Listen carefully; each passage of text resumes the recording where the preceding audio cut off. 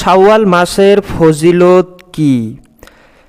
দেখেন, শাওয়াল মাসের ফজিলতের ব্যাপারে হাদিস রয়েছে। এই হাদিসটি উল্লেখ আছে সহিহুল মুসলিম 2য় খণ্ড জাদিদ নুসকা কিতাবুস সওম এর অধ্যায়ের 31 নম্বর পরিচ্ছেদ 752 নম্বর পৃষ্ঠা হাদিস নম্বর 1166 নম্বর হাদিসে উল্লেখ আছে আন আবি আইয়ুব আল আনসারী রাদিয়াল্লাহু আন্নাহু হাদ্দাসাহু আন্না রাসূলুল্লাহ সাল্লাল্লাহু আলাইহি ওয়াসাল্লাম قال মান সামা রমাদানা সুম্মা আতবাহু সিত্তান মিন শাওয়ালিন কানা কাসিয়ামিদ দাহর।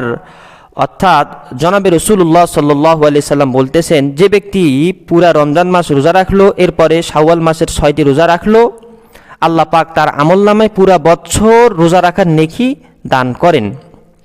তো আল্লাহ পাক আমাদেরকে শাওয়াল মাসের 6টি রোজা রাখার তৌফিক দান করুন। এবার বিষয় হলো যে 6টি রোজা আমরা কিভাবে রাখবো। তো দেখেন, 6টি রোজা কিভাবে রাখবো, শরীয়ত এটা তরতিব নির্ধারণ করে দেয়নি। কোনো ব্যক্তি যদি শাওয়াল মাসের শুরুর দিকে রাখতে পারে, কোনো ব্যক্তি যদি মাঝখানে রাখতে পারে, কেউ যদি শেষের দিকে রাখতে পারে। তবে লাগাতার রাখতে হবে, শরীয়তে এমন কোনো নির্দেশনা নাই। শাওয়াল মাসের যে কোনো 30 দিনের মধ্যে যে কোনো 6 দিন রোজা রাখলেই তার আমলনামায় আল্লাহ পাক 1 বছর নফল রোজা রাখার নেকি দান করবে।